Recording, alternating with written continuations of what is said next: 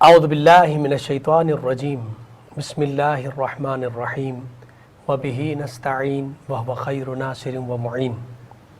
تمام حمد ہے اس خالق ازل کے لیے، سکون جھیل کو دیتا ہے جو کول کے لیے۔ میں ان کے نام سے کرتا ہوں ابتدائے کلام، وہ جن کا نام فرشتوں نے بھی سنبھل کے لیے۔ ناظرین کرام، پروگرام امید نجات کے ساتھ آپ کا میزبان ڈاکٹر سید مظفر حسین رضوی آپ کی خدمت میں حاضر ہے۔ میری جانب سے آپ تمام محترم ناظرین کی خدمت میں السلام علیکم ورحمۃ اللہ وبرکاتہ۔ ناظرین کرام، فلسفہ قربانی کے حوالے سے گفتگو ہوگی اور ہمارے ساتھ ممتاز علماء کرام تشریف فرما ہے۔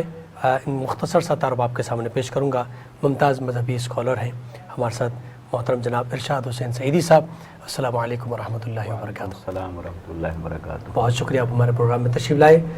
ہمارے ساتھ دوسرے مہمان ممتاز مذہبی اسکالر اتحاد بین المسلمین کے داعی ہیں محترم جناب فیصل عزیزی بندگی صاحب۔ السلام علیکم ورحمۃ اللہ وبرکاتہ۔ وعلیکم السلام ورحمۃ ٹیلی فون لائن پر ہمارے ساتھ عالم دین تشریف فرما ہے مولانا سید قرۃ العین عابدی صاحب۔ السلام علیکم ورحمۃ اللہ وبرکاتہ۔ وعلیکم السلام، ماشاء اللہ، جزاک اللہ۔ سلسلے گفتگو کا باقاعدہ آغاز کرنا چاہوں گا اور پہلا سوال میں مولانا قرۃ العین عابدی صاحب کی خدمت میں رکھنا چاہتا ہوں۔ فلسفہ قربانی کے حوالے سے گفتگو ہے۔ اللہ رب العزت نے قرآن مجید فرقان حمید میں اس قربانی کا تذکرہ فرمایا اور حضرت ابراہیم علیہ السلام سے یہ قربانی منسوب ہے کہ آپ نے اللہ کی بارگاہ میں اپنے فرزند کی قربانی پیش کی۔ اس قربانی کے حوالے سے اللہ کے نبی صلی اللہ علیہ وسلم نے کیا ارشاد فرمایا؟ خود قرآن مجید نے اس کی اہمیت پر کیا ارشاد فرمایا؟ دیکھیے، جو چیز میرے پیش نظر ہے وہ یہ ہے کہ قربانی کے فلسفے کے بارے میں آپ نے پوچھا، تو میں تھوڑا سا قربانی کو ڈیفائن کرنا چاہوں گا۔ ہمارا جو وہ تین الفاظ ہیں، ہمارا جو وہ انگریز زدہ معاشرہ ہے اور اس میں معذرت کے ساتھ مولانا صاحب کے سامنے تین الفاظ ہیں، ایک ہے سوسائڈ اور ایک ہے سیکریفائس اور ایک ہے جینوسائڈ۔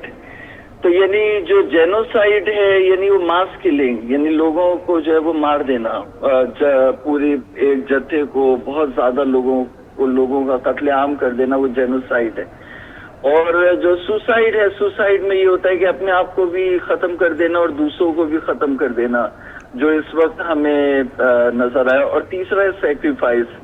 تو ہمارے تو دنیا نے، سماج نے، ظالم سماج نے، ڈکٹیٹر یا معاشرے نے ہمیں جو ہے وہ یہ تحفے دیے، جینوسائڈ اور سوسائڈ کے تحفے دیے ہیں، لیکن یہ مذہب اسلام ہے، اللہ اور رسول ہیں جنہوں نے سیکریفائس اور قربانی سکھائی کہ وہ قربانی کے جس میں اللہ کے حکم پر وجہت وجہی للذی فطر السماوات والارض حنیفا وما انا من المشرکین کہتے ہیں، بسم اللہ باللہ اللہ اکبر، اللہ کے حکم پر جانور کو ذبح کرنا، اللہ کی نذر کرنا، لیکن اس کا گوشت اللہ تک نہیں پہنچتا۔ لن ینال اللہ لحومها ولا دماؤها ولکن ینالہ التقوی منکم۔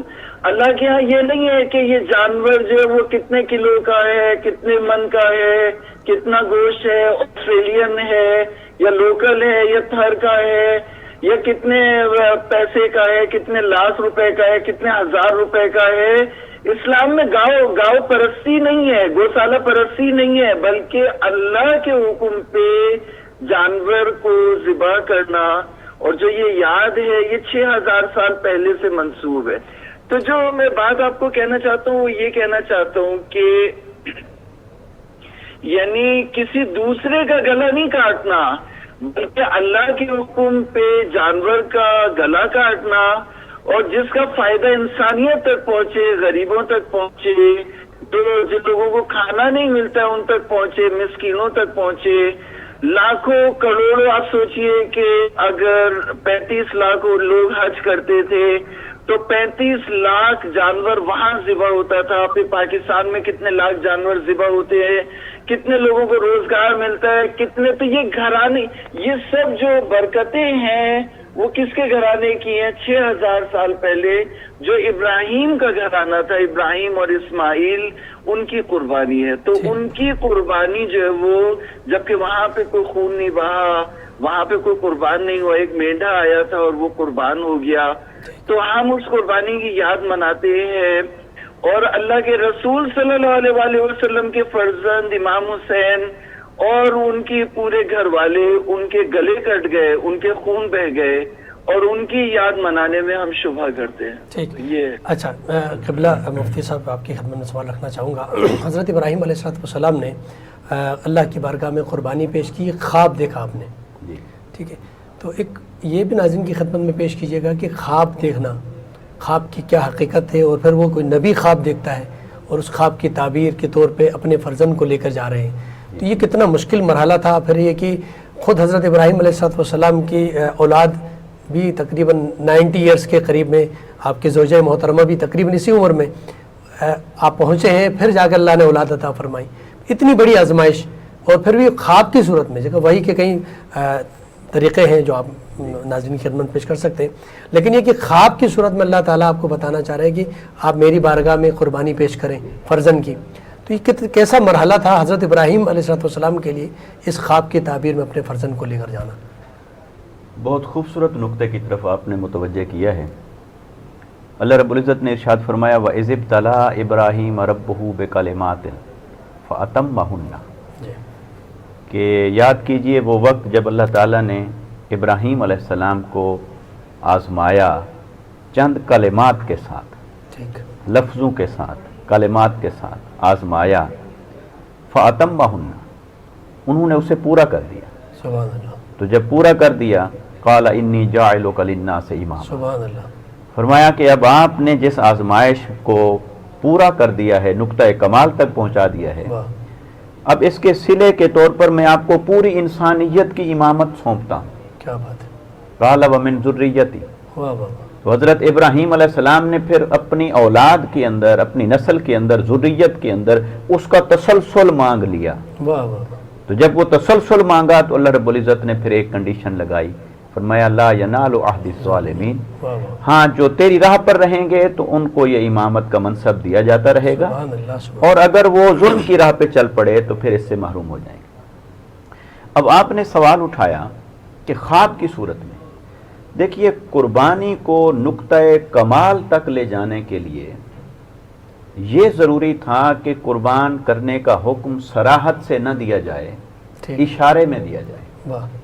اگر صراحت سے کہہ دیا جاتا کہ بیٹا قربان کرو تو کوئی دوسری رائے تھی، کیا بات، کوئی دوسرا راستہ تھا، کیا بات ہے، تو پھر تو وہ ہر حال میں اس کے اوپر ہی پورا اترنا تھا. بہت اچھا. کوئی کہہ سکتا تھا کہ وہ تو مجبور ہو کر انہوں نے پورا کیا. تو اللہ رب العزت نے ان کے حضرت ابراہیم علیہ السلام کی قربانی کو کلائمیکس کی طرف لے جانے کے لیے وہ چیز انہیں صراحت کے ساتھ وحی میں نازل فرمانے کی بجائے انہیں خواب میں دکھائی. اور خواب کی پھر تعبیر ہوتی ہے، اور نبی کے خواب کا عالم یہ ہے کہ وہ عام انسانوں کے خواب سے بہت بلند ہوتا ہے. نبی کا خواب بھی وہی ہوتا ہے، اس لیے ان کے سامنے وہ وہی کا درجہ رکھتا تھا، لیکن تھا خواب، صراحت نہیں تھی، اشارہ تھا، اور اس اشارے سے تعویل کر سکتے تھے. اگر اولاد کی محبت غالب آ جائے تو اس اشارے کی تعبیر ہو سکتی تھی، تعویل ہو سکتی تھی، لیکن نہیں، انہوں نے اس اشارے کو، تعویل کو اسی صورت میں پورا کرنے کا عزم کر لیا، اور اپنے بیٹے سے کیا کہا کہ انی ارا فی المنام انی اذبحک، میں نے خواب میں دیکھا ہے کہ میں آپ کو ذبح کر رہا ہوں. اللہ اکبر. اب کس سے کہہ رہے ہیں؟ اس بیٹے سے. اس بیٹے کی عمر کیا ہے؟ فلما بلغ معہ السعی، جو ابھی چلنے پھرنے کی عمر کو پہنچے. اللہ اکبر. کوئی عالم فاضل کے درجے تک نہیں پہنچ چکے، بلوغت سے بھی نیچے ہیں، تو ابھی چلنے پھرنے کی عمر کو پہنچے ہیں، اور انہیں کہا جا رہا ہے کہ میں نے خواب میں دیکھا ہے میں آپ کو ذبح کر رہا ہوں. تو بچے کو تو اس عمر میں ٹھٹھرنا چاہیے تھا، خوفزدہ ہونا چاہیے تھا، چیخنا چلانا چاہیے تھا، یا کم سے کم ششدر رہ جانا چاہیے تھا، کوئی خوف کی اثرات ہونے چاہیے تھے.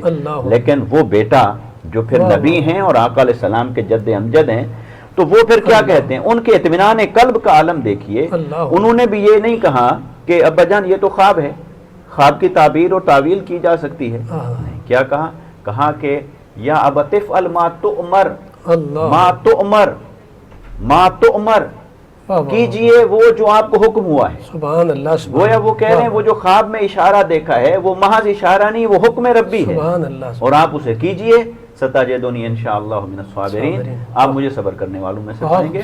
تو اس قربانی کو کلائمیکس تبھی ملتا ہے جب یہ خواب کی عالم میں ہو، اشارتاً ہو، اور پھر حضرت ابراہیم علیہ السلام اسے کر گزریں. سبحان اللہ. اور اس قربانی کے ساتھ اگر آپ مجھے تھوڑا سا ٹائم اور دیں، قربانی کے لیے قرآن مجید نے 4 لفظ استعمال فرمائے. ایک تو فرمایا قربانی، اذا قربا قربانا، جب حضرت حابیل علیہ السلام نے اور قابیل نے قربانی دی تو وہاں لفظ قربانی استعمال ہوا. پھر قرآن مجید نے ارشاد فرمایا وَلِكُلِّ أُمَّةٍ جَعَلْنَا مَنْسَكًا، پھر اسے منسک کہا. پھر قرآن مجید نے اسے کہا قُلْ إِنَّ صَلَاتِي وَنُسُكِي وَمَحْيَايَ وَمَمَاتِي لِلَّهِ رَبِّ الْعَالَمِينَ، یہاں نسکی کہا. پھر قرآن نے کہا فَصَلِّ لِرَبِّكَ وَانْحَرْ، تو اس کو نحر کہا کہ قربانی کیجیے. اب یہ 4 الفاظ، خوبصورت الفاظ، کلمات قرآن مجید نے اس تصور کو دیے. ہر مقام کو اگر الگ الگ دیکھا جائے تو مختلف قسم کی قربانیاں ہیں اور مختلف قسم کے تصورات ہیں، مگر ان کا ایک نقطہ وحدت یہ ہے کہ وہ راضی تب ہوتا ہے جب کسی کو تکلیفوں میں سے گزارتا ہے، آزمائشوں سے گزارتا ہے، امتحان میں سے گزارتا ہے.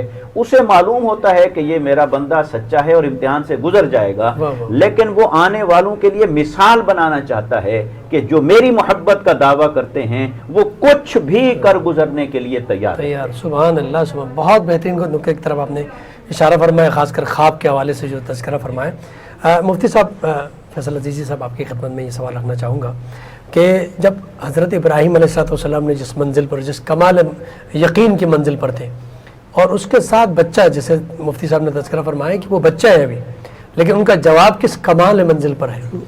لیکن چلیں یہ دونوں تو نبی ہیں، لیکن جب آپ کو لے کے جا رہے تھے فرزند کو اور درمیان میں شیطان نے رکاوٹ ڈال دی، کبھی حضرت اسماعیل کی بارگاہ میں کہتا ہے کہ بھئی آپ کے ابا کو کیا ہو گیا، کبھی ابا کے پاس آ کے کہتے ہیں چھوٹا بچہ ہے، آپ خواب جو نا کیا ہوتا ہے.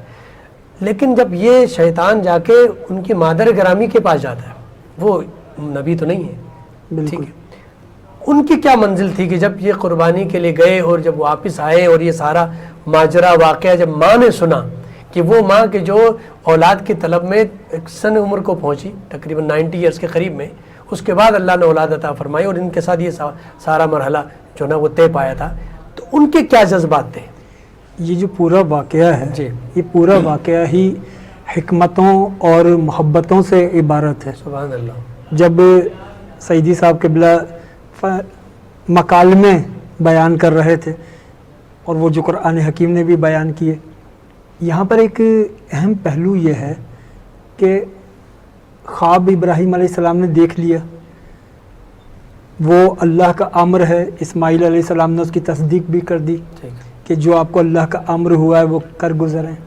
جب ابراہیم علیہ السلام جانتے تھے کہ یہ محض خواب نہیں ہے بلکہ یہ امر الہی ہے، تو امر الہی آنے کے بعد بیٹے سے مشاورت کیوں کی؟ امر الہی آ جائے تو پھر تو آپ کو فوراً اس پر عمل کرنا چاہیے. امر الہی آ گیا، لیکن یہاں پہ پوچھا جا رہا ہے کہ فنظر ماذا ترى، آپ کیا کہتے ہیں، تمہاری کیا رائے ہے؟ کیا بات ہے؟ یہاں پر ابراہیم علیہ السلام قیامت تک کی انسانیت کو بتانا چاہتے ہیں کہ اگر میں امر الہی کے بعد بیٹے کو لے جا کر ذبح کر دوں، لوگ کہیں گے اسماعیل تو مجبور تھا، اس میں اسماعیل کی رضامندی شامل نہیں تھی، اگر اس سے مشاورت کی جاتی ہو سکتا ہے وہ انکار کر دیتا. ابراہیم علیہ السلام یہ بتا رہے تھے کہ صرف میں نبی نہیں ہوں، میرا بیٹا بھی مزاج نبوت رکھتا ہے، یہ بھی صاحب نبوت ہے. اور وہ اس جملے سے پھر ظاہر بھی ہو گیا. پھر جب اگر آج کے دور میں کوئی شخص یہ خواب دیکھے کہ وہ بیٹے کو ذبح کر رہا ہے، صبح اٹھا بیٹے کو لے گیا اور ذبح کر دیا، اب شریعت کیا کہتی ہے؟ خواب وہی ہے، اب شریعت یہ کہتی ہے کہ یہ بچے کا قاتل ہے. ٹھیک. لیکن ابراہیم علیہ السلام کے لیے کہتے ہیں علیہ السلام، اس لیے کہ نبی کا خواب وہی ہوتا ہے، امتی کا خواب وہی نہیں ہوتا. ٹھیک ہے. یہاں یہ بھی امت کو سمجھنے کی ضرورت ہے کہ امتی کا خواب نبی کے خواب جیسا بھی نہیں ہوتا. اور جب امتی کا خواب اور نبی کا خواب ایک جیسا نہیں ہو سکتا تو پھر دیگر مشابہتیں اور تمثیلات وہ بالکل. بہت شکریہ. اب جی میں بریک کی طرف جا رہا ہوں, اس کے بعد دوبارہ اس گفتگو کو کنٹینیو کریں گے. ناظرین کرام ایک مختصر سا بریک لیتے ہیں, بریک کے بعد دوبارہ آپ کی خدمت میں حاضر ہوتے ہیں, ہمارے ساتھ رہیے گا.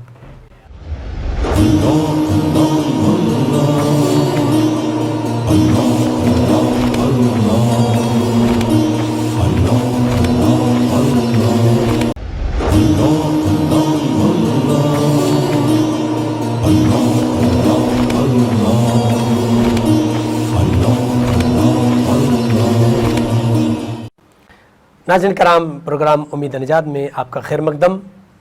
فلسفہ قربانی کے عنوان سے گفتگو جاری ہے, اور بریک سے پہلے مفتی فیصل عزیزی صاحب اس حوالے سے بات کر رہے تھے, اور سوال یہی تھا کہ آپ کی مادر گرامی کا جو جذب, ایک تو یہ کہ خود آپ کے فرزند نے جس انداز میں جواب دیا کہ مجھے صابرین میں سے پاؤ گے, اور حضرت ابراہیم علیہ السلام, بہت اچھے نکات پہ آپ نے گفتگو کی, اور آپ کی والدہ گرامی قدر نے بھی کوئی یہاں پر اعتراض نہیں کیا کہ آپ نے ایسا کیوں کیا, آپ ماں جو ہے نبی بھی نہیں ہے, کوئی امام بھی نہیں ہے.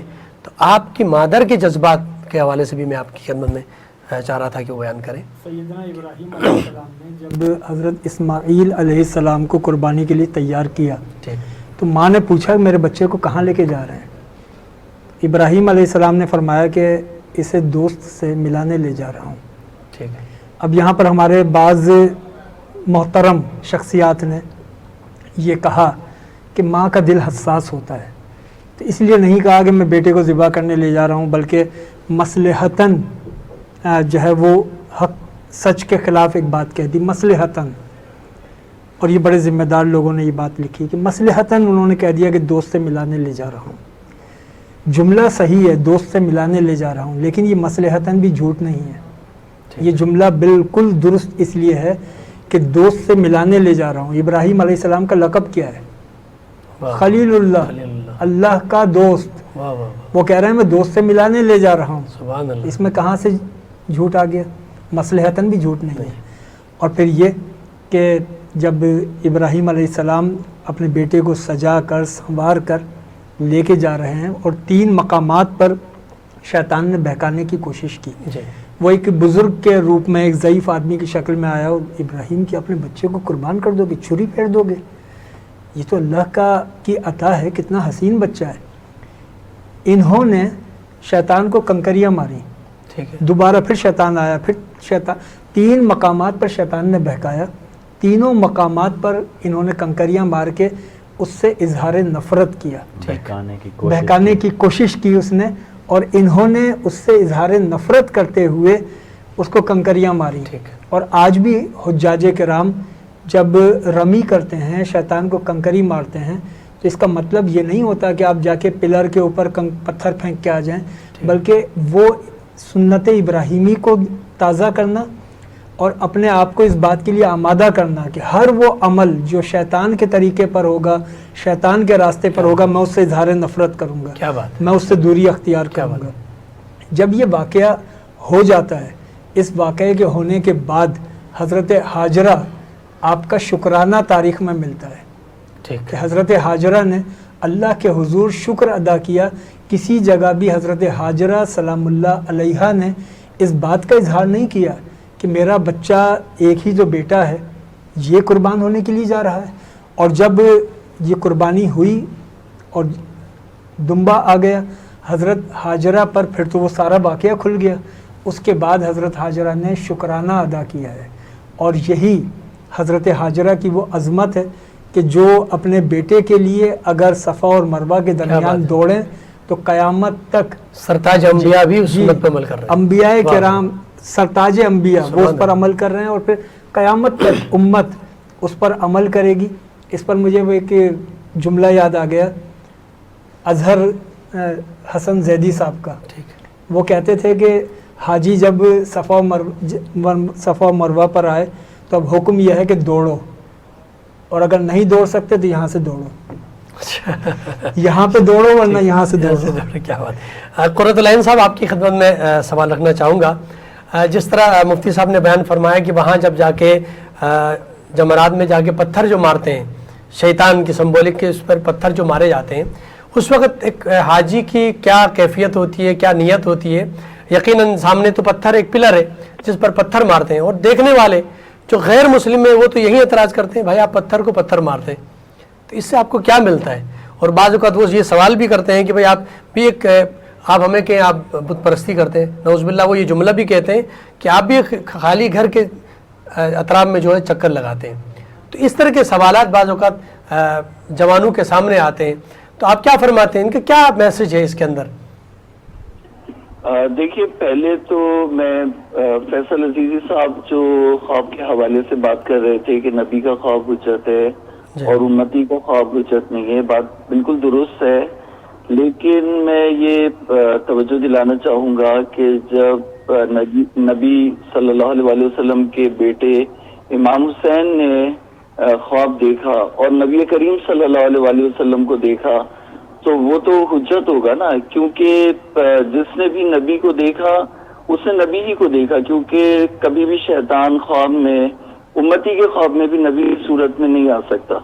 تو جب فاسق کی, یزید کی, شرابی کی بیعت کا مسئلہ درپیش تھا تو وہ رسول پہ آئے, ساری رات عبادت کرتے رہے اور انہوں نے خواب دیکھا کہ نبی کریم صلی اللہ علیہ وسلم کو دیکھا اور کہا کہ آپ مجھے اپنے پاس بلا لیں, میں اس دنیا میں نہیں واپس آنا چاہتا.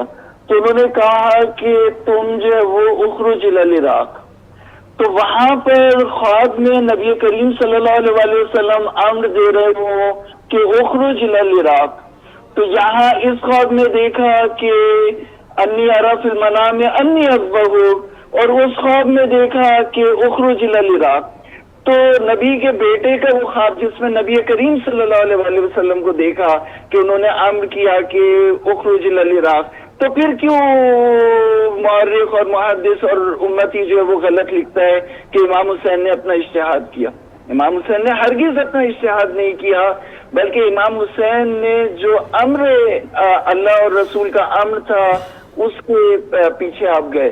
اور یہی وجہ ہے کہ آپ کی سواری جہاں پر رکی وہ جگہ کہا کہ یہ معمور ہے سواری, وہ اس جگہ سے آگے جب کربلا پہ پہنچی تو اس جگہ سے وہ آگے نہیں بڑھی. آپ نے بہت کوشش کی, سواریاں بھی بدلی تو سواری آگے نہیں بڑھی. تو یہ چیز ہے کہ ہمیں ان چیزوں کو, جیسے آپ نے بہت اچھی وہ بتایا, وضاحت پیش کی کہ حضرت حاجرہ سلام اللہ علیہ نے کوئی اعتراض نہیں کیا.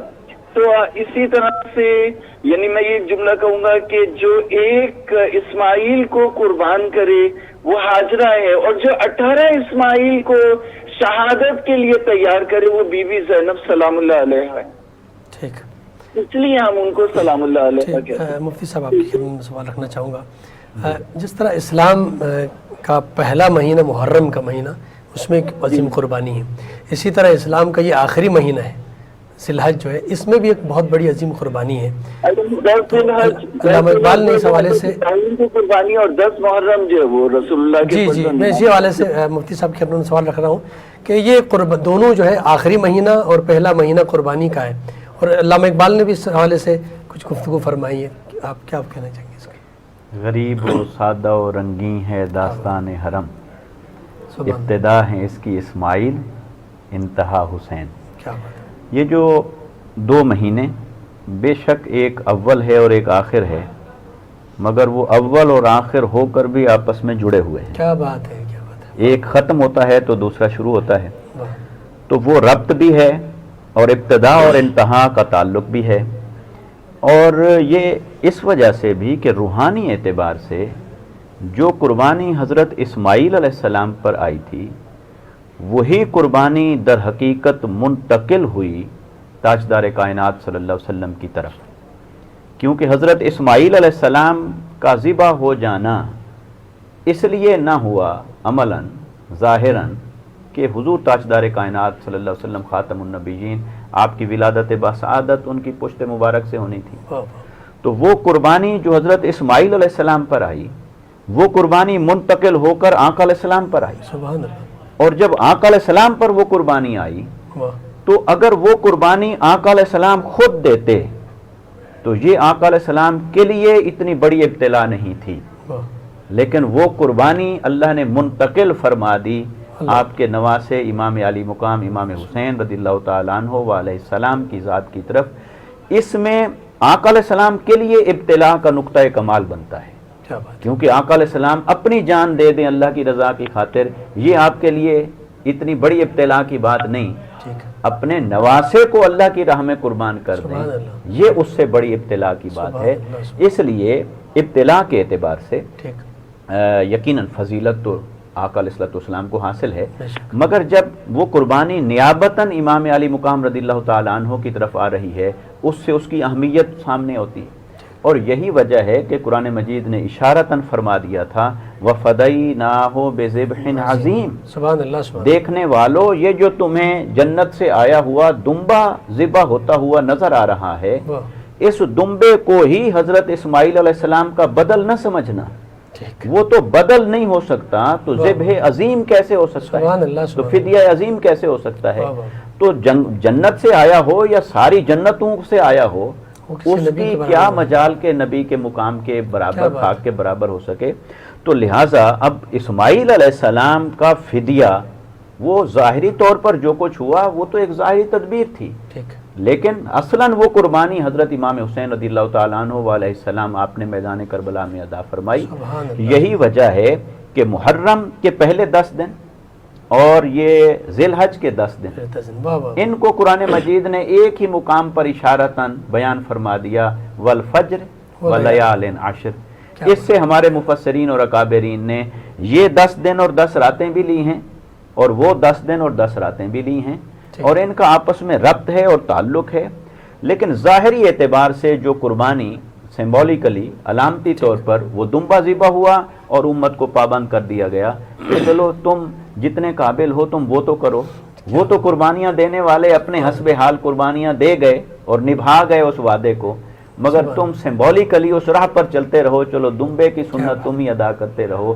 اور اگر آج اس دمبے کے ذبح کرتے وقت بھی ہم لیت و لال سے کام لیں تو یہ اللہ کی محبت میں وفاداری نہیں ہے۔ اللہ تبارک و تعالی ہمیں توفیق عطا فرمائے۔ آمین آمین۔ مفتی صاحب آپ کی خدمت میں دامن وقت میں کمی ہے، مختصراً اگر آج کے زمانے میں جو قربانی کی شکل ہمیں نظر آ رہی ہے، اس میں سیرت طیبہ صلی اللہ علیہ وآلہ وسلم کی کتنی جھلک نظر آتی ہے؟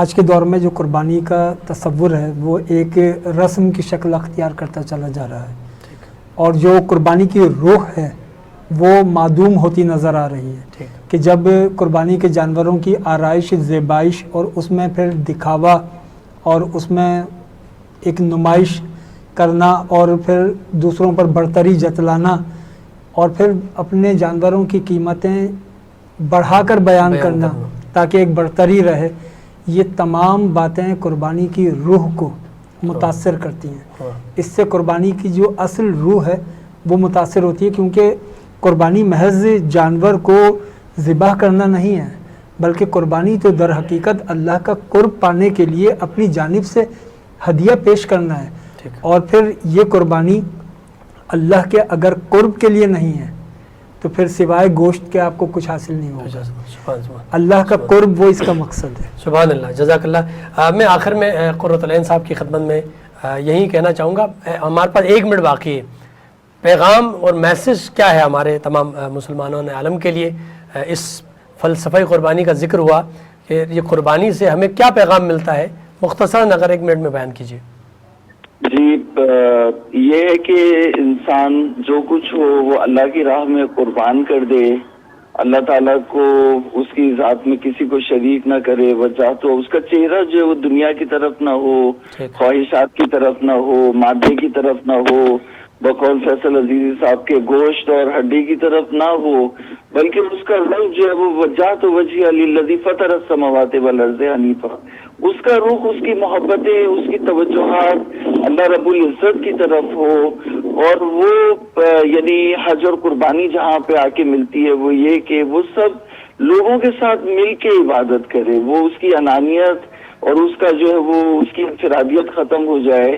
اسی لیے انسان کوشش کرے نماز جمعہ پڑھے، فرض ادا کرے اور جمعے کے ساتھ نماز پڑھے، تو نماز جمعہ جو ہے وہ غریبوں کا حج ہے، ویسے ہی حج جو ہے وہ بند کر دیا گیا ہے۔